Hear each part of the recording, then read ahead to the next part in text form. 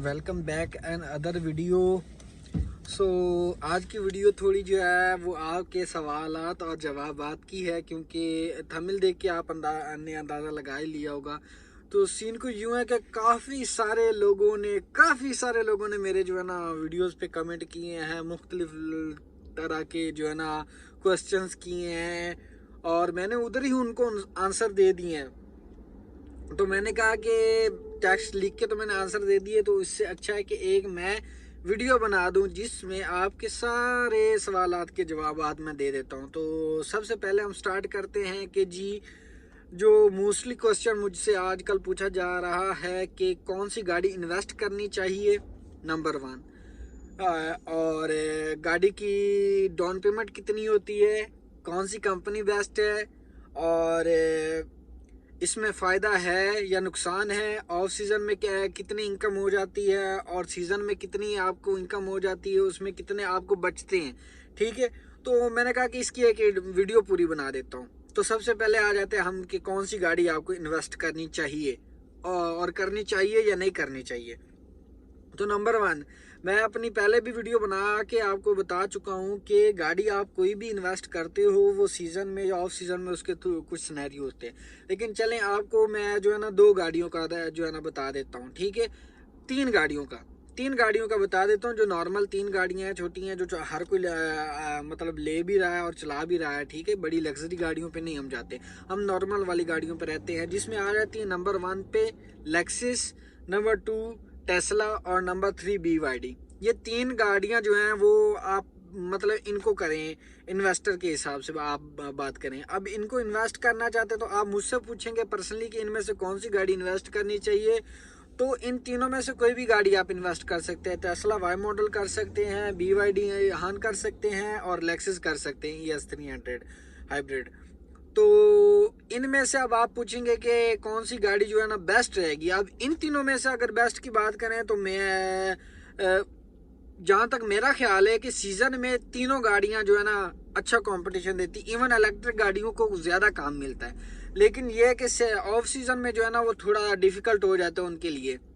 और रही बात लेक्सस की, तो चाहे सीजन है या ऑफ सीजन है, लेक्सस आपको कभी भी धोखा नहीं देती, लेक्सस आपको कभी भी किसी परेशानी में नहीं डालती। बस ये है कि आपकी टैंकी फुल होनी चाहिए, जैसे ही पेट्रोल खत्म होने वाला आप नया डलवाएं और गाड़ी को चलाएं। ये वाला थोड़ा सीन होता है इलेक्ट्रिक गाड़ी पे। आपको अगर लॉन्ग कस्टमर लग गया और चार्जिंग कम है तो फिर आपके लिए ये रिस्क होता है, चाहे सीजन है या ऑफ सीजन है, तो ये आप अपने रिस्क पे लेते हैं।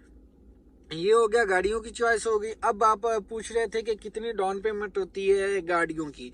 तो डिफरेंट गाड़ियों की डिफरेंट डाउन पेमेंट होती है। लग्जरी गाड़ियां जो है ना वो उनकी डाउन पेमेंट बहुत ज़्यादा होती है, वो 60-70 हज़ार 80 हज़ार दरम से भी ज़्यादा की डाउन पेमेंट देनी पड़ती है। जैसे GMC होगी, मर्सिडीज़ होगी, BMW हो गई, तो ऐसी गाड़ियों की। और जहाँ तक बात है इन छोटी गाड़ियों की, जैसे टेस्ला है, BYD है या लेक्सिस है, तो इन गाड़ियों की जो है ना डिपेंड करता है आप कौन सी कंपनी में इन्वेस्ट कर रहे हो और कौन सी कंपनी के साथ आप काम कर रहे हो। क्योंकि कुछ कंपनियां ऐसी हैं जो आपको ज़ीरो डाउन पेमेंट पे भी दे रही हैं, लेकिन उनका क्या है कि गाड़ी की टोटल अमाउंट बहुत ज़्यादा कर देते हैं, प्लस आपकी जो मंथली इंस्टॉलमेंट है वो 10-11 हज़ार 12 हज़ार दरम कर देते हैं। और उसमें फिर उनका अपना कमीशन, तो फिर आपको 12-14 हज़ार दरम उन्हें देना होता है।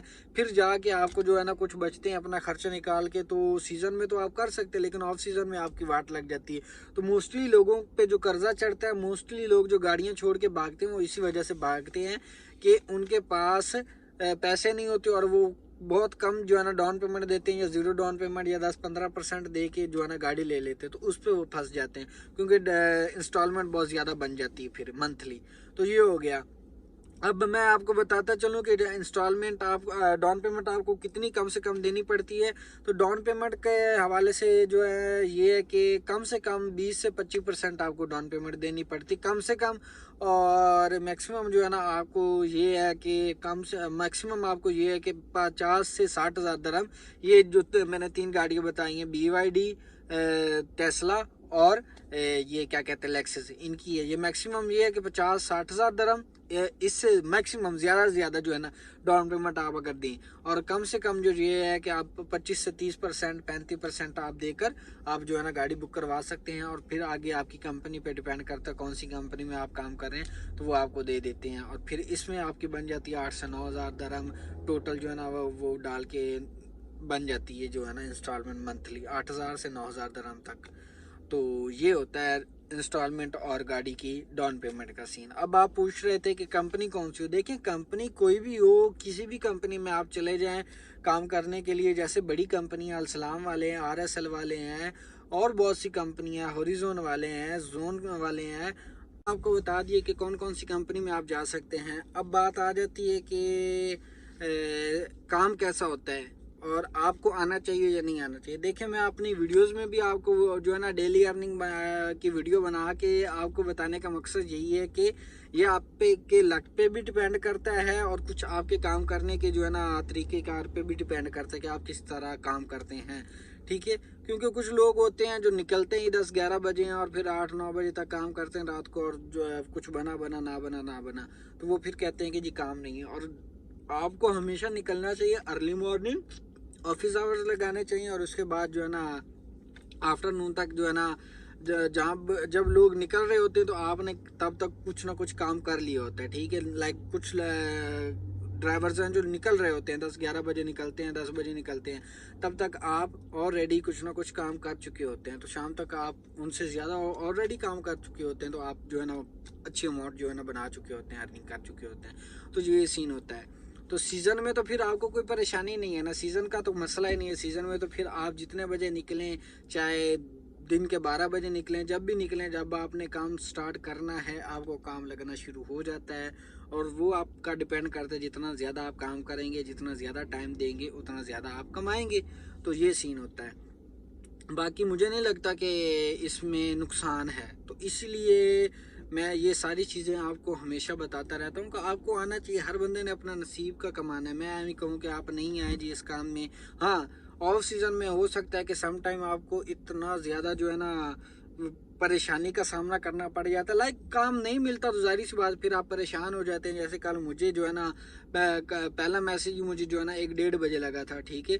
तो मैं डेली अर्निंग की वीडियो बनाना चाह रहा था, फिर मैंने एक वीडियो शूट भी की थी, 6 मैसेज थे उसके। तो तकरीबन उसमें 300 का मैंने काम किया, लेकिन लास्ट में मैं उसका एंड ही करना भूल गया। मैंने कहा देता हूँ, ठीक है। इसके अलावा आई थिंक कोई सवाल नहीं रह गया आपका, ठीक है।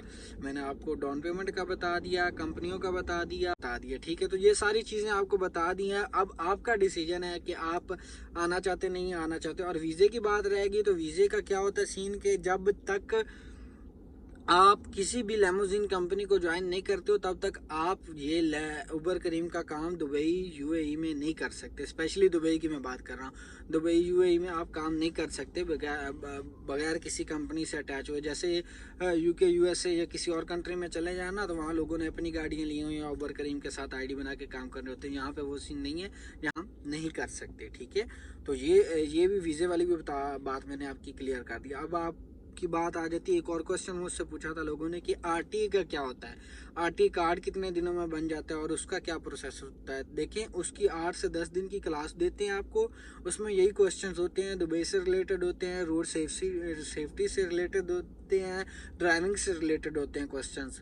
वो आपको 8-10 दिन उनकी ट्रेनिंग देते हैं। आपको डेली जो है ना 1-2 घंटे की क्लास देते हैं, जिसमें वो आपको सब बताते हैं, पढ़ाते हैं।